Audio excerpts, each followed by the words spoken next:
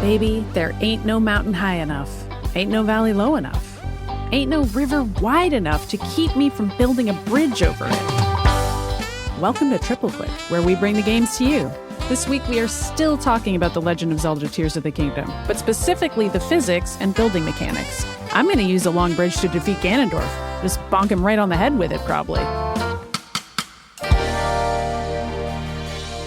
I'm Maddy Myers. I'm Jason Schreier. And I'm Kirk Hamilton, and hello. Hello, it's us again. We are back. Here we are.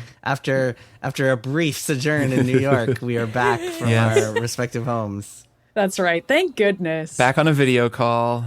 Back on our microphones. Hundreds of miles apart from one another, as it should be.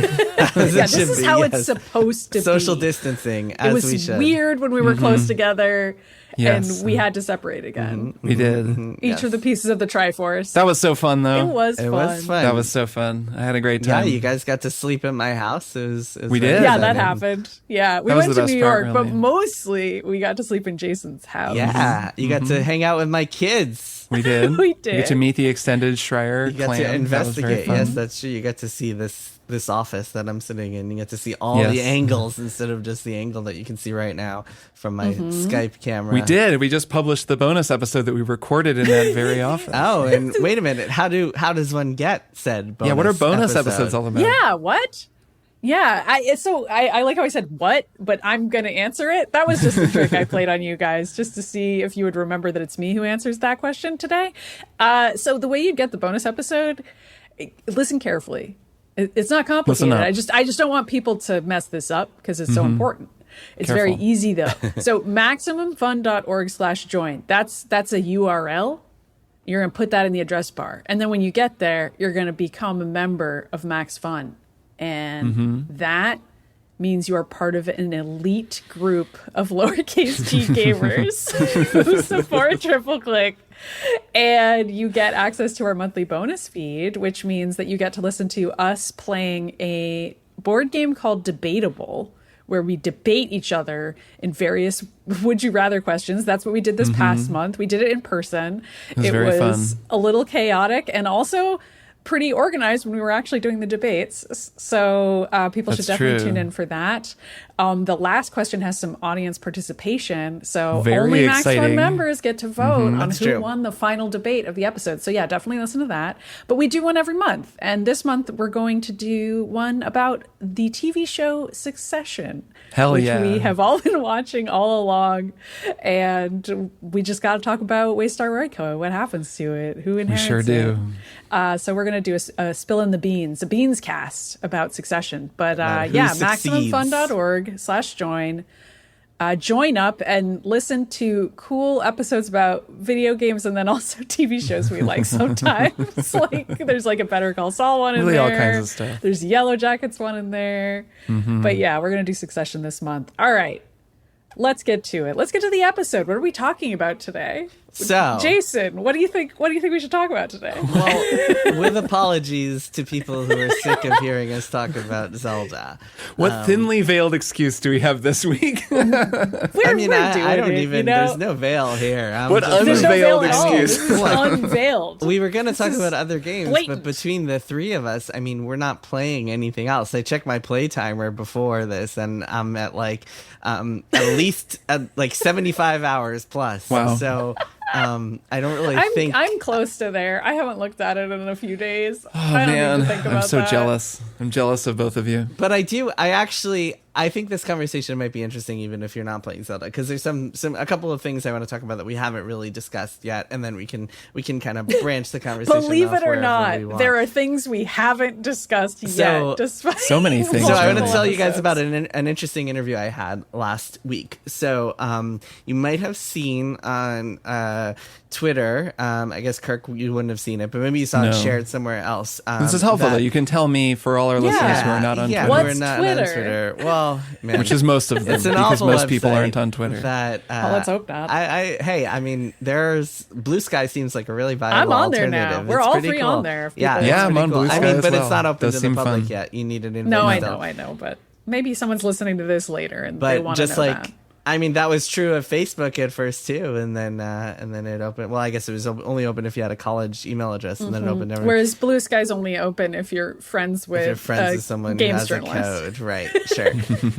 Anyway, so on Twitter, there was this tweet, and it was like the ultimate like game programming flex, and it showed a GIF from Zelda with a car that kind of a rope bridge was attached to, and the car moved, and the rope bridge got extended, and like you could see it realistically extending out, and then getting a suspension bridge, out. I guess. Yeah, we should it became say. this like suspension bridge, and then it worked. It all worked perfectly. And so the guy who tweeted this, Will Armstrong, is a longtime programmer. He's worked for companies like 2K Marin and Unity. He worked on Firewatch. I think he did a rope on Firewatch, so he has experience with this. Good ropes and Firewatch. Good ropes and Firewatch. And so I called him up and I was like, hey, can you explain to me, to the novice, to the non-programmers of the world, why is this so impressive? And we had this really interesting conversation where, I mean, I'm not going to get into all the granular details because I'm way too smart and can't talk. No, because I didn't understand. I'm not going to get into the details because I didn't understand any of them.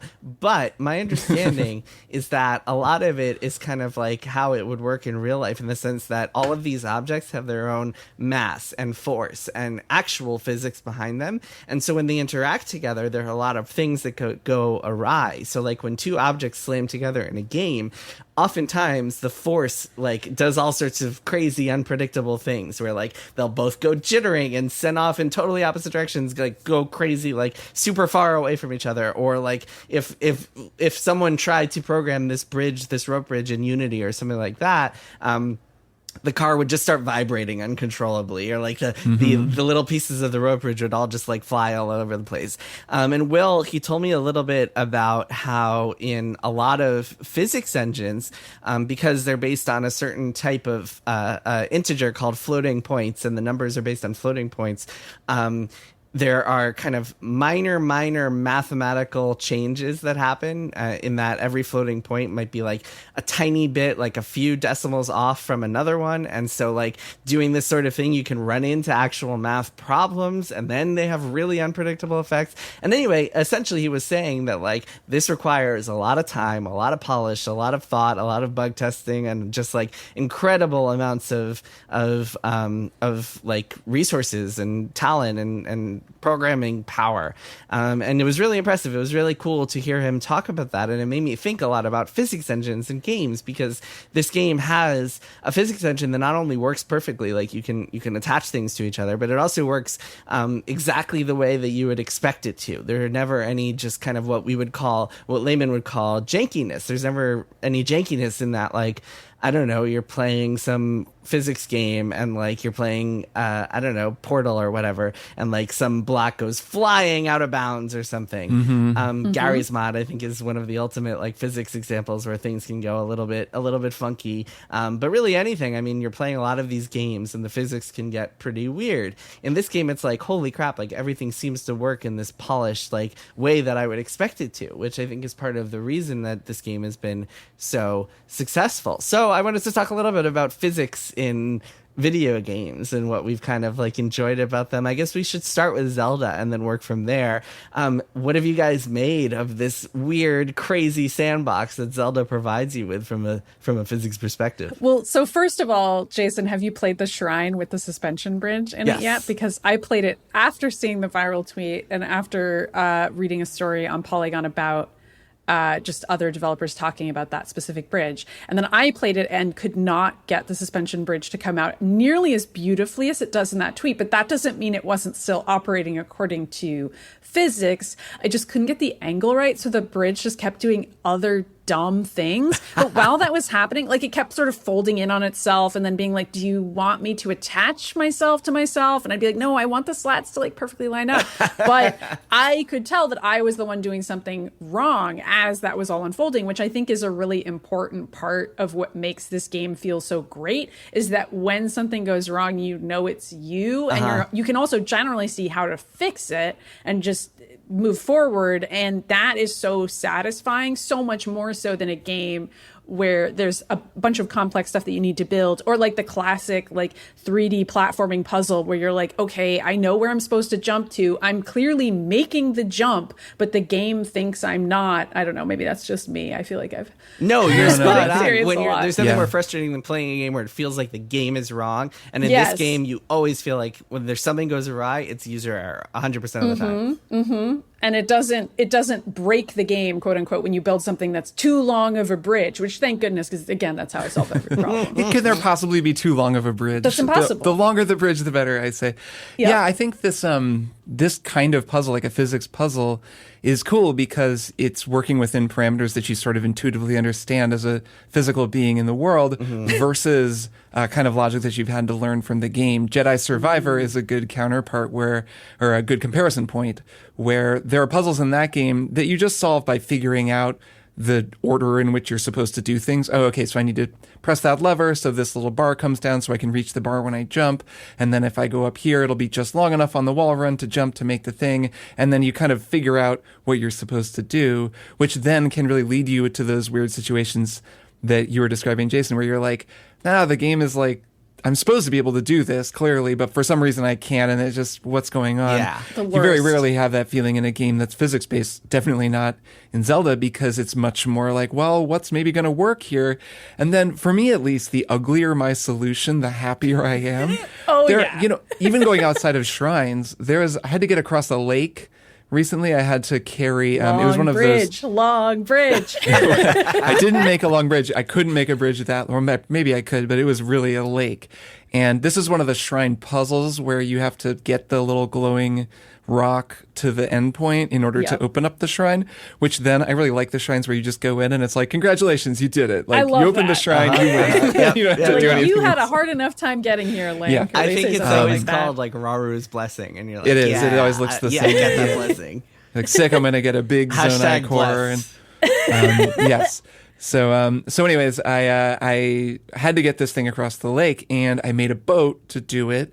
And I don't have like steering sticks yet because I haven't played as much as the two of you. I haven't unlocked all the cool little tools. So I'm still early enough that I'm doing some pretty funky, kludgy solutions. So I kind of glue together some logs, and I put some fans on there, and then it's kind of hitting, when you have to hit the fan to make it go, but then you go off course, so you hit the fan again and you try to rotate it. And it was just so messy, and I'm kind of floating sideways. And then I wound up like beaching the ship halfway there and then getting out and finding a place I could stand and like pulling the thing I needed off with my ultra hand and carrying it over. But then I got it there. And it was such a great feeling because it was so ugly, but that's because all of these systems make ugliness possible. And when an ugly solution is possible, a very creative solution is also possible. That reminds me of my wife was playing a shrine. She's also been playing the game alongside me, and we were both playing in bed, and she was like, do you remember how you beat this one? And I looked over and I was like, the way I beat this one was so embarrassing that I'm not even going to tell you. It was like I like physically dragged, like the developers would just be groaning if they saw the way that I beat this one. It was so ugly and clunky, like me just painstakingly dragging this ball across a river, like one pixel at a time. But yeah, that's part of the fun is you can do it the elegant way, or you can do it the ugliest possible way. I saw a great GIF on Twitter, another Twitter thing, but hey, that's been a good place to share moments in this game. It's true. Of like, there's this one shrine where you have to like swing like a lever, like a baseball bat, to knock a ball to hit like a target, like a big switch that the ball is going to activate. And the GIF was like, somehow I solved this puzzle anyway. And they built a big stick, and the stick like totally whiffed on the ball, but then the stick itself got detached while it was swinging, and the stick hit the big target. It was ridiculous. I was recently doing one of those where you have to, there's like a switch that turns, then you have to attach an arm to it, then have the ball fall into the arm, and it's basically a pinball machine, like a pinball paddle, that you then have to adjust the angle to get it right so that the ball rolls. There are so many puzzles like that. Or a similar oh, maybe one. it was the same one.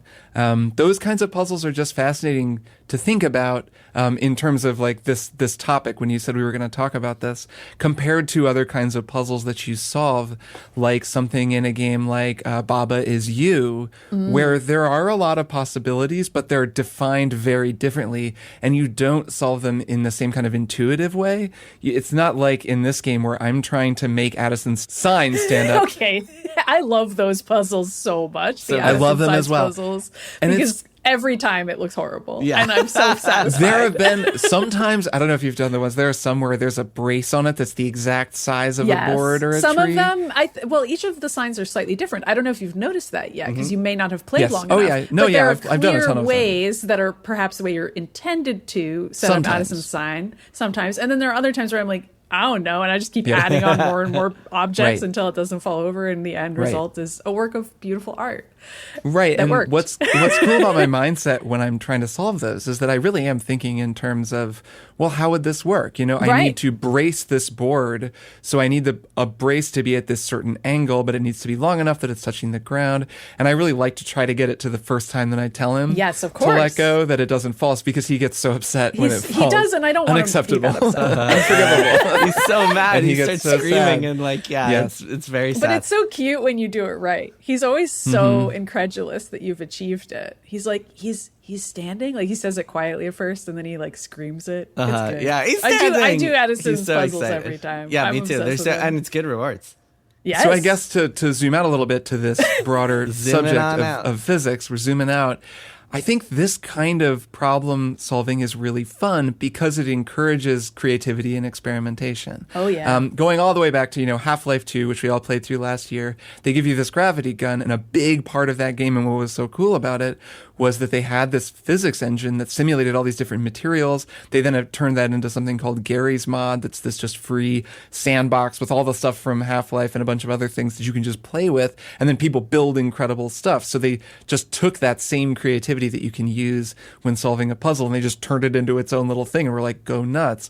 And that kind of thinking, I find it really fun when I'm trying to solve a puzzle, because it leads you to solve the puzzle in these horrible ways, or to just try something until you get there, which is a very different experience than something like The Witness is a good example, where with The Witness's puzzles, this isn't to say they're bad or anything, but they make you feel stuck in a different way. And I think Jonathan Blow is actually really interested in that experience, in the kind of stuckness, that kind of Zen in the Art of Motorcycle Maintenance thing, where you have to just sit there and not know the answer and stare at it. But it's very passive. You're kind of just like, like you can try some things, but there's not that same feeling of, okay, well, what if I just, I don't know, stick more crap onto it and make the bridge even longer and drag it over here and then get off halfway and see if I can just drag it over. And maybe if I try this or try that, that kind of active problem solving. So, okay, so that is actually an interesting segue into something I wanted to talk about that we touched on a little bit in our live episode, but didn't really go in depth on, which is dungeons.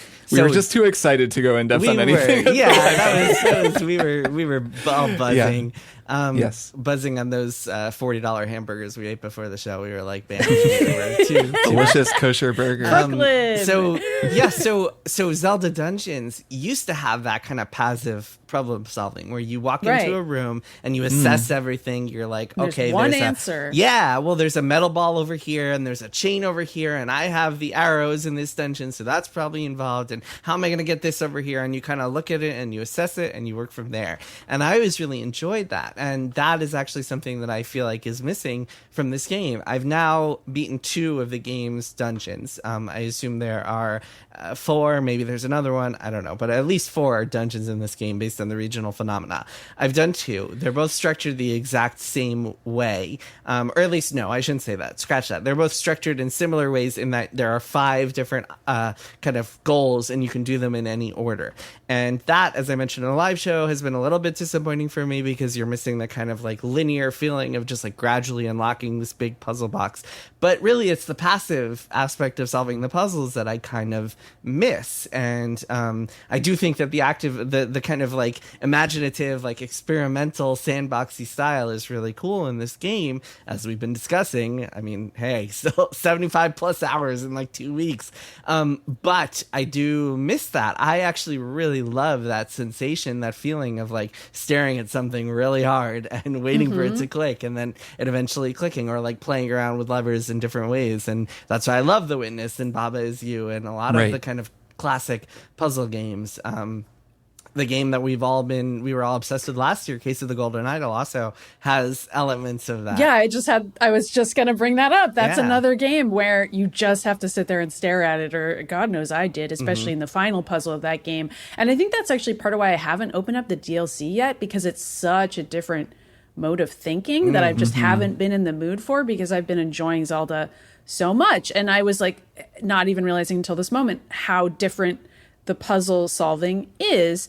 And my other comparison was going to be Portal, which we mentioned a little bit, but is also a game that I would say there is one right answer to each puzzle. Yes, you can brute force sometimes, but there's always an intended correct answer for every Portal room that you enter. And that is super different than this game, but it's a lot more like Breath of the Wild shrines. And it's also kind of similar to this game in the sense that I can't remember who at Polygon said it, but somebody referred to thinking with portals when they were talking about when to use Ascend in the game. It might have been our guides writer, Julia Lee. That's something she would say. But like, I was like, wow, yeah, I really do feel like I'm thinking with portals when I'm using the abilities effectively in Tears of the Kingdom. But I also really super don't, because of so often I'm just gluing things together and just cobbling something weird that still works. And sometimes it's not ugly. Sometimes it's still like, I actually think this was a solution that was within the realm of what people were expected to do here. But it's still like a weird solution that just doesn't feel the same clean way that solving a Portal puzzle feels, or even Case of the Golden Idol, where it's like there's only one answer and you can do a variety of things to figure out what it is, and then you have that very satisfying click. Yeah, it's done. I got it. On to the next puzzle. Next screen opens up. And there is something weird about like solving something and being like, the designers didn't intend for me to solve it this way, but it did anyway. And I think there's both good and bad to that kind of feeling. I think there are some negative, like a lot of people love that sensation of like, oh yeah, I unsmarted this game and it's great. But also at the same time, you're kind of like, at least for me, I'm always kind of like, oh, I kind of wanted to experience what the designers wanted me to experience. So I do have kind of conflicted feelings about that.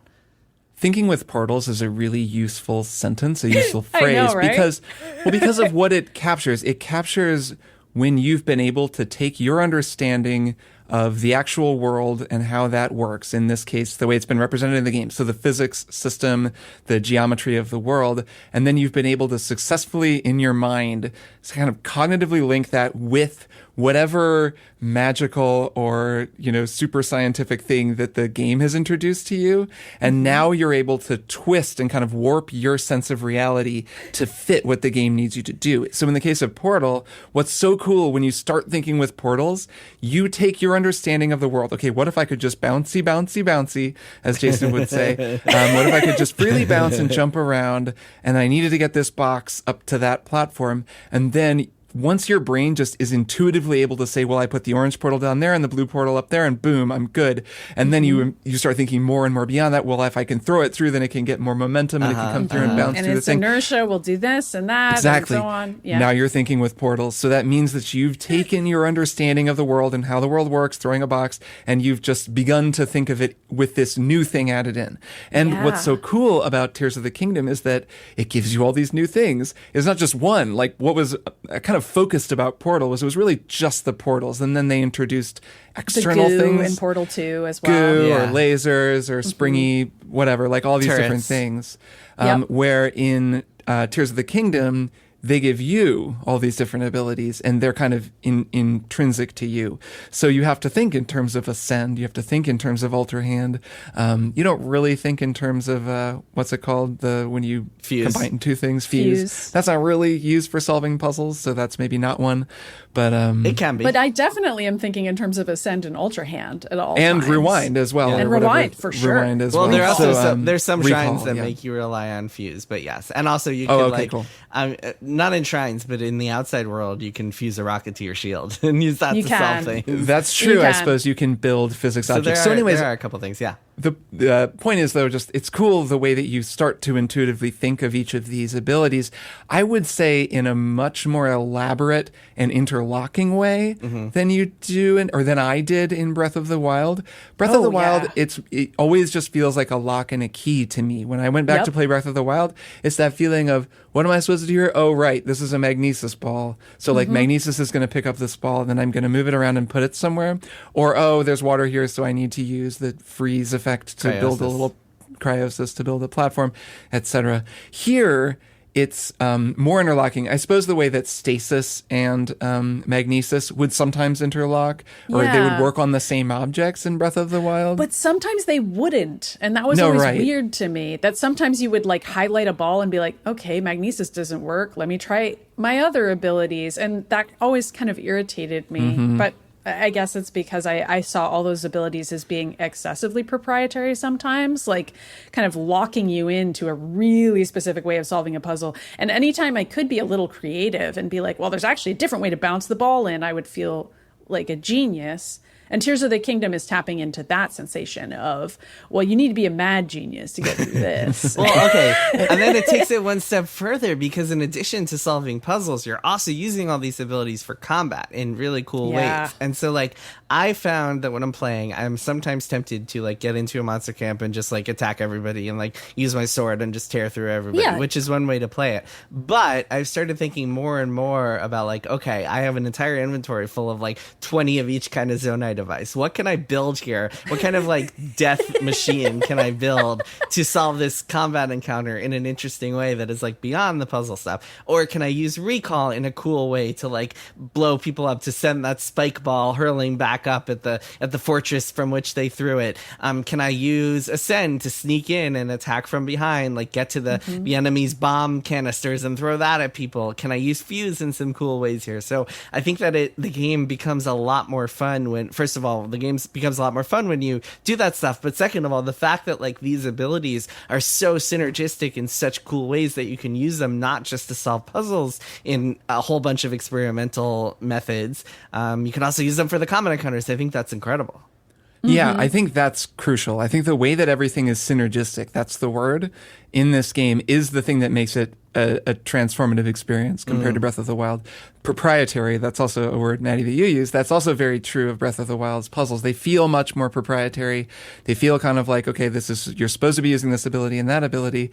And all of the objects that you can move around with Ultra Hand, you can also combine them with one another with Ultra Hand, which is a huge difference. Then you can manipulate them with recall. Yeah, sometimes you can ascend through them. I kind of view ascend as like a really crucial part of this game's overall stew, but it's more about repositioning yourself and just making it a lot easier to get around. But in terms of those two abilities, especially those creative uses of recall, and then you mentioned the Zonai devices, but those devices, which then add physical elements and other properties to the things that you're working with, those are crucial as well. I mean, you can add rocket, like a rocket to make something fly up into the air. You can add air to make it generate wind. You can add fire. You can add batteries to make things run without you. You can add laser beams that target enemies. Right. You can add crazy amounts of really, things. Right. Really wild ones. It gets amazing. Yeah.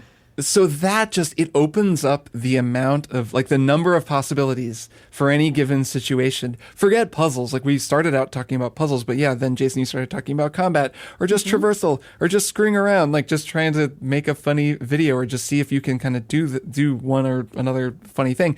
Like, those things are all possible now, and it's because of the way that all those things interlock.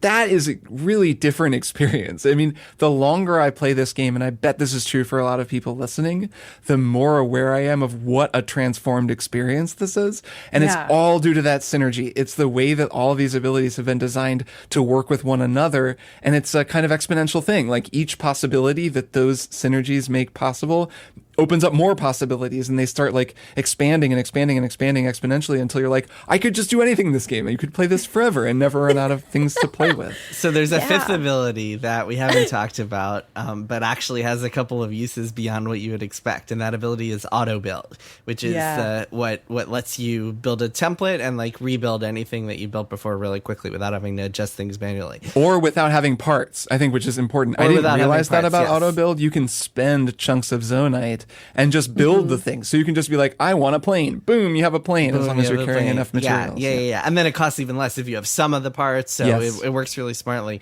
But one other thing it does that you guys will have a lot of fun experimenting with once I tell you this is it actually moves things into that position. So you can set up an auto build for just about anything in the world and then take advantage of that fact. So I saw a GIF of somebody use an auto build as an apple collector. So they used an auto build template that just has a bunch of apples on a platform. And then they took that platform and used it with auto build to like moving the cursor essentially around a bunch of trees, which then brought all the apples into it. And then they let go and bam, all the apples fell on the floor. So it's just like, here's really? my apple picking device. And it uses auto build to get things in position so you can then collect them. I also found, and this is getting a little bit in the weeds, but still worth noting, in Ultra Hand as kind of like a limited verticality. You can only really use Ultra Hand on things that are on your vertical plane. If you want to get something that's like way above you, it's really difficult. Like you have to get up higher to use Ultra Hand on it, unless you use auto build. If you use auto build, you can bring it down to you. And so actually, like, and I think this is very intentional, the way that they're playing around with this too. You can use it in all sorts of creative ways, which again, just the amount of experimentation you can do in this game is just beyond anything I've ever seen before. So I'm thinking about something from the Psychonauts 2 documentary where one of the Amnesia Fortnite games that they make is this kind of really clever idea about these little sort of sprites with no actual physical powers that then occupy these clay. They're basically golems. Kiln is the game. Kiln is the name of the game. That's right. These clay kind of golems that they then drive around, and the golems can like attack one another, and they have to carry water over to the enemy's base. And it's a little like a MOBA, you're kind of trying to destroy the enemy's base or put out their flame with the water you're carrying in the pot that you made, but then you crack open the pot and the water spills everywhere and you have to go get more. And something that happens when they're testing it is they're testing the physics. And there's this physics, I guess it's a glitch. It's an unintended consequence of interaction, of like a collision, like you were talking about at the beginning, Jason, where if you punch someone, sometimes they just go flying into space, into the stratosphere, which I've actually had happen in my fair share of games. This used to happen, if I'm remembering correctly, in Halo. I think this happened in Halo Combat Evolved, where there would be a physics glitch. Sometimes you would blow up and your guy would just go flying. Instead of 100 feet through the air, he'd fly like 1,000 feet through the air. But it's definitely happened in various games where like occasionally, for whatever reason, the physics engine will decide that you are just like getting flicked up thousands of feet into the air, and it's always really funny. You go out of the world, or just it kind of breaks the game or whatever. Yeah. So I think that's like a funny part of video game physics too, is that you learn what to expect and how to work with them, and that's important, especially for puzzle solving. But some of the joy of them is when they don't behave the way that physics behave in the real world, and unexpected or hilarious or weird things happen. I think that's part of why the Ultra Hand glue is so hilarious, is because it doesn't actually behave the way real glue ever could. It's like significantly stronger to a magical degree. And also it doesn't matter the weight or size of any object that's connecting any other object. So you just end up with this like really weird long stick. All I'm talking about is long bridges, really. But you guys get what I'm saying. Like it's just hilarious that would be the case. But of course the game wouldn't be fun or wouldn't even be the same at all if every object's weight mattered, and if some of them could break through the glue, or if you had to factor in like, a chest is this width, and so therefore you can't glue the chest to this kind of rock or whatever. That would be so much more complicated. So it's like almost by simplifying it, they've made the game way funnier.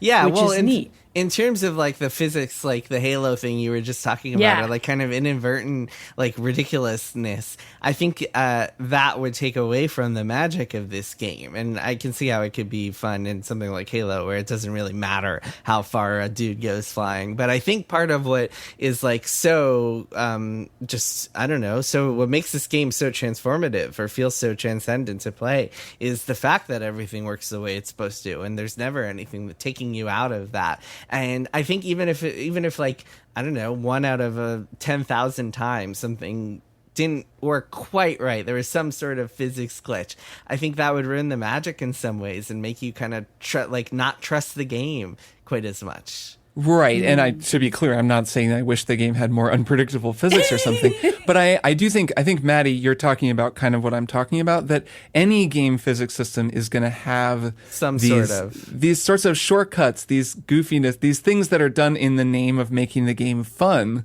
that you then learn to kind of intuitively understand the same way that you understand the rest of it. It's the playing with portals part of it. It's where you learn, Tears of the Kingdom's physics, which are just a little bit different than, the real world's physics, or even than the physics in another game, like in Fantastic Contraption or something, another kind of similar physics-based puzzle game. And then as you learn them, it kind of makes the world just seem a little sillier, a little more bent in a certain way, which then makes it even more fun to interact with, just because it's fun to watch that stuff lock into place. I mean, are there aspects of it that you've found or like silly that you've like?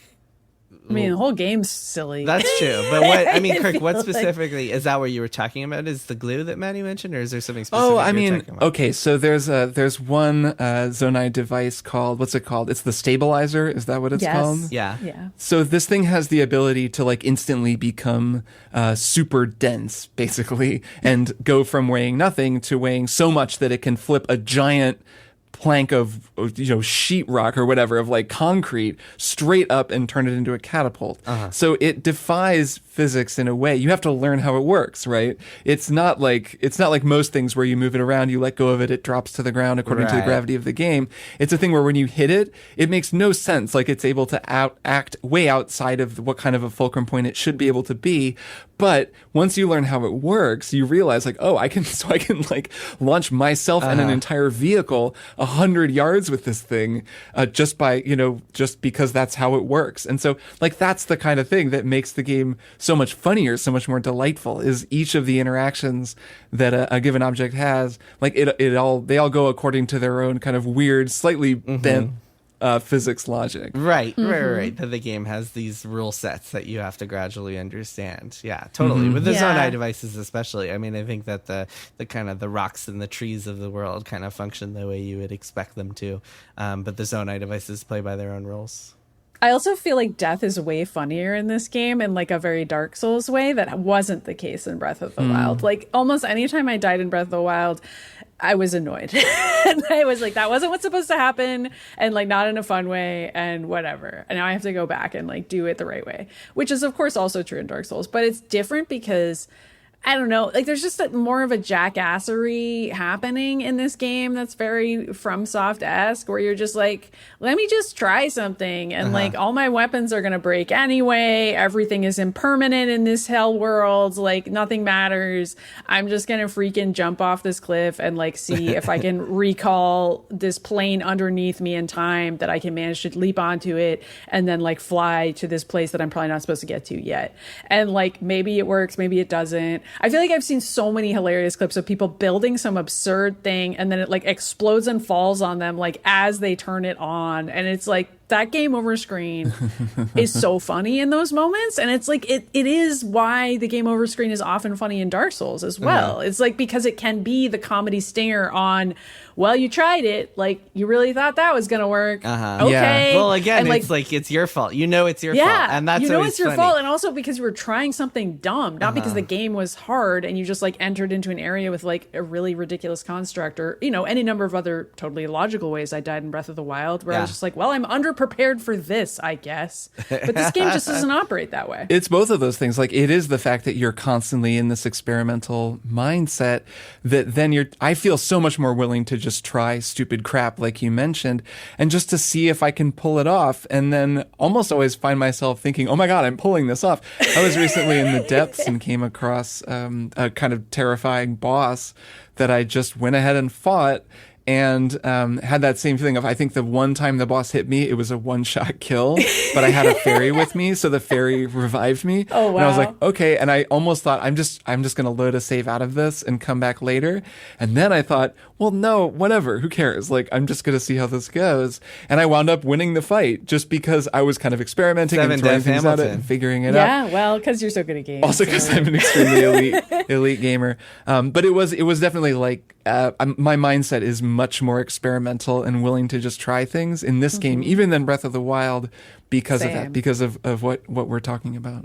Yeah, for sure. I do think, not to digress too much, but I think this game has a lot of improvements over Breath of the Wild that you don't even notice until you played a lot. I mean, even just the quest system, it just is so much more elaborate and mysterious. And the narrative design of the quests, is really strong. There's much this big stronger. compelling mystery surrounding the whole game, and also there's quests that are like, I mean, even the newspaper quest alone, that makes you excited to see a stable because you're like, oh, there'll be some cool little story that I can find, and like the hunt for Princess Zelda and what's going on. Why is so many people talking about seeing her? But also there's a sense of mystery that I don't think was in Breath of the Wild. Breath of the Wild definitely had mysterious moments. You get to a labyrinth and like you don't know what's going on, and you're like, this is wild. That part is cool. Or you get to Eventide Island. But then again, I got to a labyrinth in this game, and it's way cooler and it's even crazier. Or like I'm doing a quest right now that's in Goron City or Death Mountain, and it's just like it gives you a little bit of a riddle, and you just have to figure out what the deal is, and that's really cool. Very FromSoft inspired also. I do think this is something we've talked about before, but that is an important distinction narratively between what happened here and what's happening here. And I think Tears of the Kingdom is so much more often having you ask the question, what's happening here? Yeah. And that is a kind of just more, it's a pretty engaging question to ask, and I'm constantly asking it in a lot of different ways. It definitely feels like a lot more active storytelling. And like present timeline. And there's just a lot more quests, I think, and it gives you a lot more incentive to be going around and exploring and doing things. And it's incredible because like we all were obsessed with Breath of the Wild for a long time. We all loved it. We all thought it was a fantastic game. And the fact I still think it's a fantastic game. I mean, don't use It past sucks tense. now. It's amazing. We hate it now. the fact that this game has elevated it so much more. I mean, it's just like, who would have possibly thought? It just still boggles the mind what they did here. It's pretty great, and it makes me feel like more games should just do this. I don't know how. No kidding. More games. Hey, why are more games like Tears of the Kingdom? It sounds like one of those jokingly straightforward sentences, but no, Right. there's something to it. I know what you mean. It is true, though, that a lot of times, like a sequel, I mean, we've certainly talked about this before, like a sequel that directly builds on the previous game, especially if it's capable of staying within the same engine, which this game does, and just building upon the exact same systems. In this case, it's a lot of the same characters, and I don't just mean like the main trio. I mean like dozens and dozens and dozens of townspeople in every town, and you can go back and they'll remember you, and that is so rad. Like, I'd sort of forgotten that sequel feeling. I can't even think of the last time I played a game that had this much repetition between the characters, where I'm like, oh, that person who's making the wreaths in Kakariko Village, she was a little kid, and I like helped her cook the recipes before, and now she's like a little older, she's like 12 or 13, and like that is so freaking cool. I don't know, it feels like a living world. Yeah. Well, so to your point about the engine, I mean, something that game developers, we've talked about this a lot in previous episodes, but something game developers talk a lot about is how a game really only coalesces in the last few months. And that's when you really start to see the builds you've been playing as a programmer or artist or whatever finally have the sound and the VFX implemented, and the levels are no longer full of big white boxes or whatever, orange boxes, now that you can actually see what you're playing. And once everything is online, you're like, oh man, I wish we had this knowledge months and months ago. And so that's why a lot of times people are really excited about DLC. You see a lot of cool ideas in expansions and stuff like that. And this is essentially one big expansion in the non-derogatory sense, like in the sense that they had all this time with this game already, and so they knew what they were building on, and they knew what the world looked like, and like a lot of the animations and sound effects and stuff like that. And the fact that they could spend 6 years just iterating on that and making it even better is so impressive and rare in the video game industry, because even when someone makes a sequel, a lot of the times they're trying to push new things. They're trying to do totally new tools, totally new tech, totally new animations, like whatever they're trying to do. They want it to feel, they don't want the big YouTube comments being like, oh, what is this DLC for the last game? But yeah, in this case, it's just really impressive what they were able to do. Yeah, maybe developers shouldn't be afraid of that response, because now that the game's out, no one's saying that anymore. Yeah, I mean, People the are flip just side. playing it. So the flip side of this is that we all talked last year about how God of War Ragnarok felt a little samey, a little bit more of the same.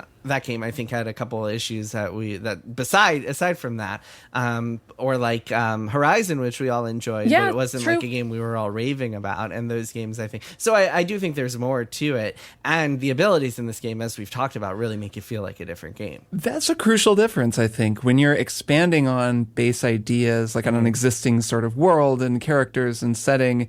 If you have that level of freedom, if your abilities are so based on empowering the player to try crazy stuff and build things and be creative, like an expansion means so much more when you're expanding the possibilities as much as this game does, right? Because the tools they give the player allows for so many new things, where an expansion to a game like Horizon, I really liked the sequel to that game, but it did feel like more of the same as God of War did, because it's like you're doing a lot of the same stuff. Like, okay, you have a bow and arrow, you're fighting dinosaurs. Like, it isn't like, okay, now we're going to give you, the ability to rewind time or climb up through the ceiling or combine different physics objects into huge vehicles that you can fly around. Like, they don't have abilities like that. So expanding on what was already there just doesn't feel the same. It's just kind of more stuff, like more of the same things you were already doing. Yeah, you're 100% right. Yeah. Yeah, and it's really cool how even the story, which I won't go into detail about how, I'll just say structurally, the story also expands upon a premise set forth in Breath of the Wild, which is, okay, Link is regaining his memories. He finds different objects around the world. He gets a new memory every time. Pretty flat, in my opinion, not a super engaging way to receive a story. It's all set in the past. Stand in a glowing spot. When I heard that this game would also have essentially a memory system, it's called something different, but I was like, oh great, I'm going to go around collecting cutscenes again. Okay, fine. I was disappointed though. I was like, that's not going to be very interesting. But in practice, they've iterated upon that concept further. Yeah, it's so cool. Like, it's great. Okay, we had that idea, and now we are going to change it and have it be totally different from what you thought it would be. And it's so cool. Like, to even iterate on the idea of telling a story. I don't know. I feel like a lot of games don't do that for the sequel either. You know? It's fantastic. And like, having seen a few of those cutscenes, they're amazing. They're like so much better cool. and so much more interesting because there's this fundamental they're mystery. Part of the mystery. Yeah, exactly. And I think in Breath of the Wild, one of the problems is that like after you finish the plateau, you essentially knew the whole story, and the rest was just kind of like filling in the details. Like, how did Zelda get there, and how did everyone get killed? Like, how did this all go wrong? Yeah, there was no more mystery. And then you could have beat the game without getting any of those memories. Yeah. Which I essentially did. I think I got like one. You can. Well, I think that, Kirk, that point is the most important one here, which is like a game that like is going to be an iterative sequel set in the same sort of world. If it doesn't give you totally new tools, it's just going to feel like more of the same. And the fact that this game is really giving you a completely new tool set to play around with is just so cool. And I think that is a useful lesson for a lot of game developers to learn, which is that like you can get away with setting a game in the same sort of world with a lot of kind of reused art assets and animations and sound and stuff. But if you give them freedom to just totally experiment with it in a brand new way, just be like everything. A freaking genius. Well, just be like it's like, okay, so like the coolest possible design for abilities, story, and everything. It just be, in Breath of the Wild, you could chop down a tree and create a log, and then like push that log down a river and ride it down a river. And it was okay, how many times am I really going to do this in this game? In Tears of the Kingdom, you can chop down a log and then fuse it together with other logs and build yourself a giant wooden robot, and then put a control stick on it and some fans, and then bam, you got like a big mech. Like, that alone is just like this encapsulation of like why this game is so transcendent, and takes all these things that were built upon. And that's why I don't really think, Kirk, you said the other day when I mentioned that like reviewers were calling Breath of the Wild a rough draft for this game, you said that was hyperbole, which I don't really think feel it that is. Way. I don't think it is. To me, it really feels like the last game was a rough draft for this game, and not even in a bad way. Like a rough draft that was pretty polished, a pretty strong rough draft. But this feels like what they really wanted to do. This is something we don't have time to get into this, but I just think using the word rough draft is needlessly internety in a certain way. I don't think there's any reason to denigrate Breath of the Wild when talking about how great Tears of the Kingdom is. Draft. I think first draft is what people said. I'm going to call it a sequel. That's the crazy word I came up with just now. It feels like a sequel. Yeah. Turns out, man, triple click podcast. Tears of the Kingdom feels like a sequel to Breath of the Wild. Bam. But put that on the Perfect YouTube. Title. Feels like a sequel. That's definitely front of the box quote. On that note, that wisdom we have to share with the world. Why don't we take a break and we'll be back with one more thing. You probably already have a favorite animal. Maybe it's a powerful apex predator like the tiger or a cute and cuddly panda. And those are great, but have you considered something a little more unconventional? Could I perhaps interest you in the Greenland shark, which can live for nearly 400 years? Or maybe the jewel wasp, who performs brain surgery on cockroaches to control their minds? On Just the Zoo of Us, we review animals by giving them ratings out of 10 in the categories of effectiveness, ingenuity, and aesthetics. Listen with friends and family of all ages to find your new favorite animal with Just the Zoo of Us on MaximumFun.org or wherever you get podcasts. I'm Jordan Crucchiola, the host of Feeling Seen, where we talk about the movie characters that make us feel seen. And I'm the show's producer, Marissa. Jordan, you've interviewed so many directors, actors, writers, film critics, and I like to play this little game where I take a sip of coffee every time someone says, "That's such a great question." "That's such a fabulous question." Or they tell you how smart you are. "I think that you are rather brilliant." And of course, the big one is when they cry unexpectedly. Yes. Jordan, I don't want to cry on your podcast. I wasn't expecting to cry. I mean, it makes me kind of want to cry. Feeling Seen comes out every Thursday on MaximumFun.org. Listen already. What are you waiting for? Jordan, that's such a great question. And we are back. It is time for one more thing. I'm going to nominate myself to go first because I played a hot new video game that we're going to be talking about a lot more, which is called Final Fantasy 16. So there were previews. There was a preview event for this game a few weeks ago. I went into New York and went into their office and played a bunch of the game. They were showing like 5 hours of this thing, which I think is testament to how confident they are in it. Also testament to how confident they are in it is that they're sending out review codes really early, which is fantastic.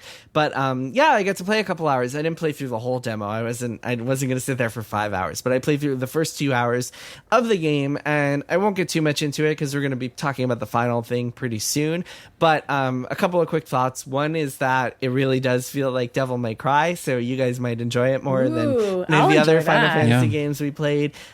Two is that I was a little put off by the frame rate, and I switched between like performance mode and graphics mode, and graphics mode actually like felt better. Performance mode was like making me dizzy a little bit. This is a preview build, so reserve final judgment for the final thing, but I was a little bit like, oh, this is not great right now. 3, there were a ton of cutscenes. I think in the first 2 hours of the game, it was like an hour of cutscenes. Cool. Okay. And the cutscenes are all very Game of Thrones, in both good and bad ways. The bad way is mostly the entire time you're just like, this is Game of Thrones. There's like, so you mean like people are having sex while having conversations about I that? feel like I need to know more. There was actually, there's one scene where like a dude picks up a woman and she's like straddling him, and it's kind of not in clothes. Sex position. They're in clothes. Classic. A little sex position. Yeah, sex position. Yep. No, there's this one scene where it's like the regent and the prince are like sitting at a table, and all the men are like having body laughing at their own tables, and it looks like straight out of like a Stark camp, like when they're on the move. Like it looks like they literally took that. Was there a stray Starbucks cup in the shot? There was no, not this time. Although that would if they that'd be funny if they put that in. Just to stick it in. We're gonna do a partnership. It's like straight out of Game of Thrones, and I was actually really interested in the story. I thought it was pretty cool from what I saw so far. There's a way bigger magical element than Game of Thrones, in the sense that the story revolves around these big summon monsters, like your summon from your classic Final Fantasy summons, Ifrit and Shiva and Phoenix and stuff. Haven't seen Bahamut yet, but yeah. And so those are like, essentially the world revolves around those, in that like every, kingdom or region of the game has one of those that they, I guess can use as like their nuclear super weapon.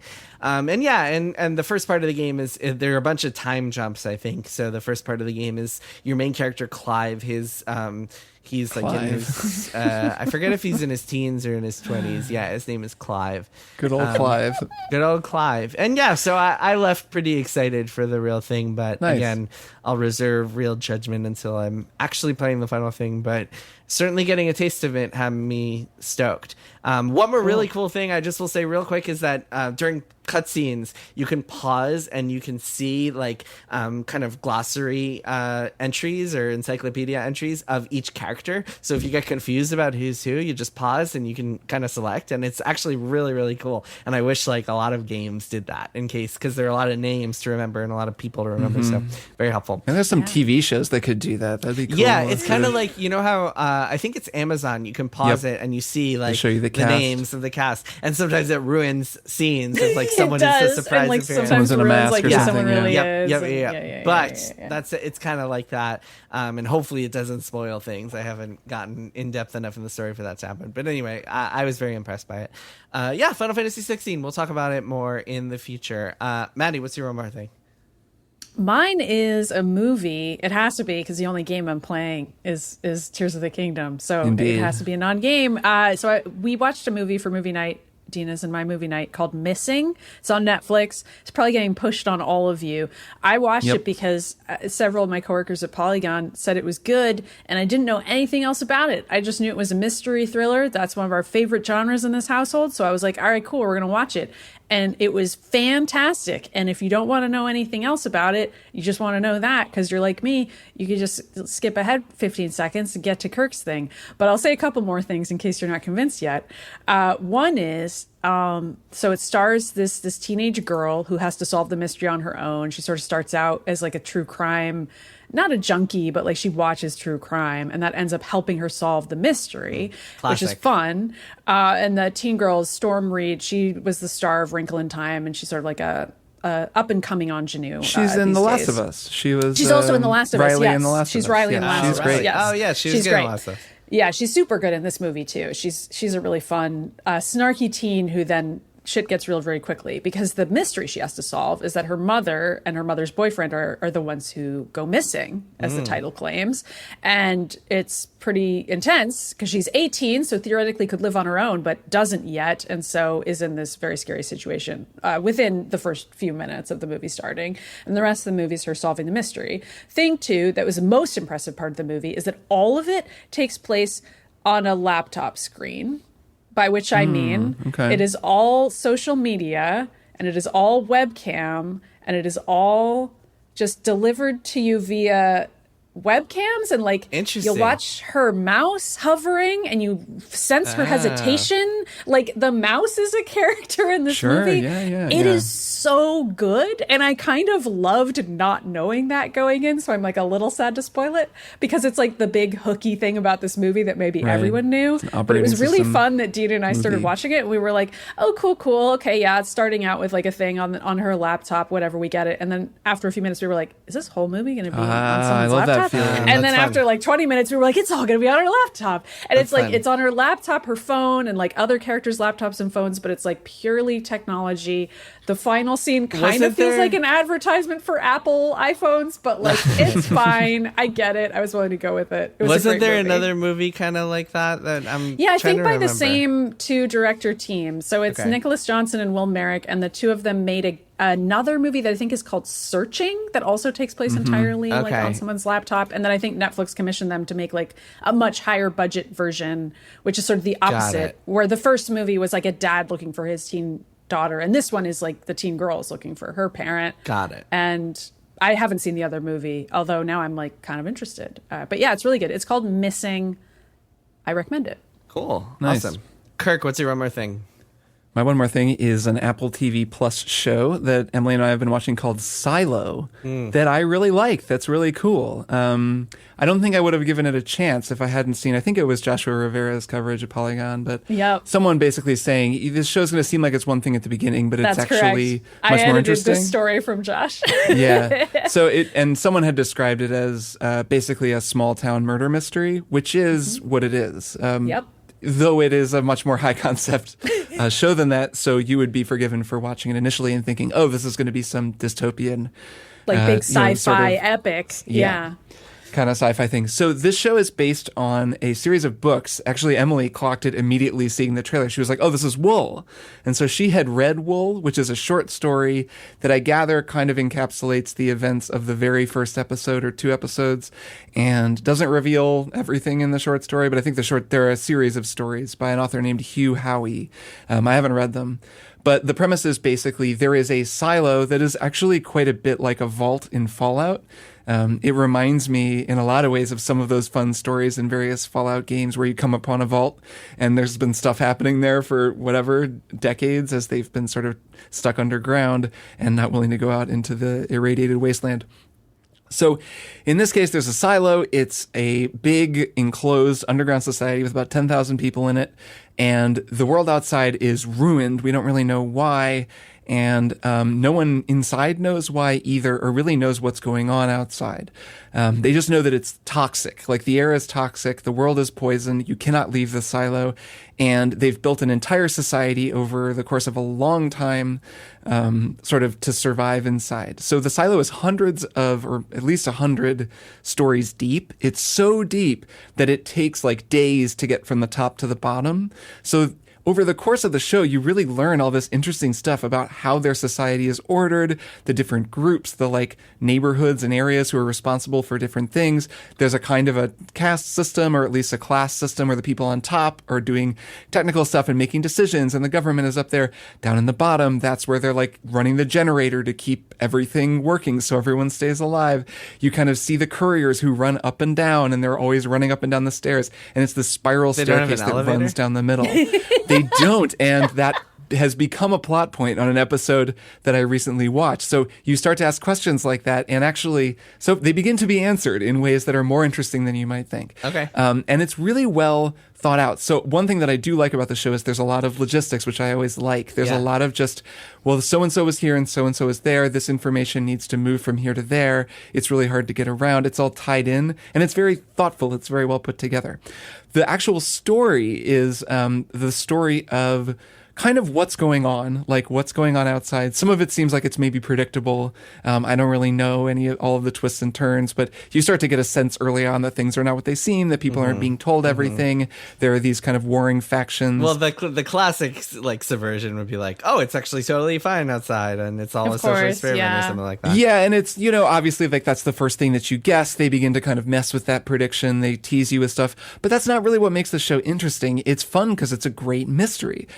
The star is Rebecca Ferguson, who was one of the leads of the recent Mission Impossible movies. She's kind of the romantic interest for Tom Cruise, which is always kind of a thankless task in a movie because in his movies these days you have to be like a tough lady who can do really cool stunts and keep up with Tom Cruise and isn't really going to need to be like have sexual chemistry with him or anything, because Tom Cruise is kind of a robot in movies, and like no one wants to think about that, and he's not interested either. So she's kind of this like Terminator awesome chick in those movies, and she's amazing. Like she's fun to watch. She's like really good on camera. She does stunts. She's so cool.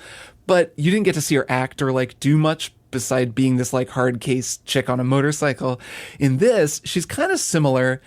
She reminds me a little bit of Emily Blunt's character in Live, Die, Repeat. She has a kind of that kind of like gaunt, tough, like I just get shit done energy. And she plays an engineer down in the low, I think as they call it, who then gets embroiled in this mystery, this sort of like these murders and this twisty tale of what's going on throughout the silo. She's really good. She carries the show. The rest of the cast is great. Rashida Jones is in it. She's really good. Common is in it. He's great with his amazing voice. Tim Robbins is there doing great work. So anyways, it's a cool show. If you start it and you see the opening credits, it sounds like Westworld. The music's kind of boring. The aesthetic, you're kind of like, oh, is this just going to be like some kind of wannabe, twisty, whatever, dystopian bullcrap? Stick with it. I haven't finished, so I can't say for sure that like everything is great, but we're really into it. Like the mystery is really good. It's well put together. It's a fun show. Is the whole season out, or is it still It's not airing? out yet. It's so still airing. It's still airing. There are a few episodes left. But yeah, I'm really enjoying it. And it's on Apple TV Plus, you said? Yes, so it is Silo. It is on Apple TV Plus, and it's a cool show. Check it out. Neat. That reminds me, I need to watch the new season of Mythic Quest on Apple TV Plus. Yeah, I fell off of that. I started it and we was finished kind of like, it, but That's fine. Both There's of other your shows. both of your One More Things have made me want to go watch them. So good job, guys. Yeah, Missing You're sounds great. I welcome. really want to see it. It's really cool. It's nice. cool just as like a film experiment. Yeah. It's just like, wow. All The right. problem is that everything I watch now, I will be playing Zelda during, but that's fine. All right, and on that All note, right. it is time to say goodbye. We will be It back is. next week as usual. So yeah, I will see you both then. Yeah, see you both next week. Bye. Triple Click is produced by Jason Schreier, Maddy Myers, and me, Kirk Hamilton. I edit and mix the show and also wrote our theme music. Our show art is by Tom DJ. Some of the games and products we talked about on this episode may have been sent to us for free for review consideration. You can find a link to our ethics policy in the show notes. Triple Click is a proud member of the Maximum Fun Podcast Network, and if you like our show, we hope you'll consider supporting us by becoming a member at MaximumFun.org/join. Find us on Twitter at TripleClickPod, send email to tripleclick@MaximumFun.org, and find a link to our Discord in the show notes. Thanks for listening. See you next time.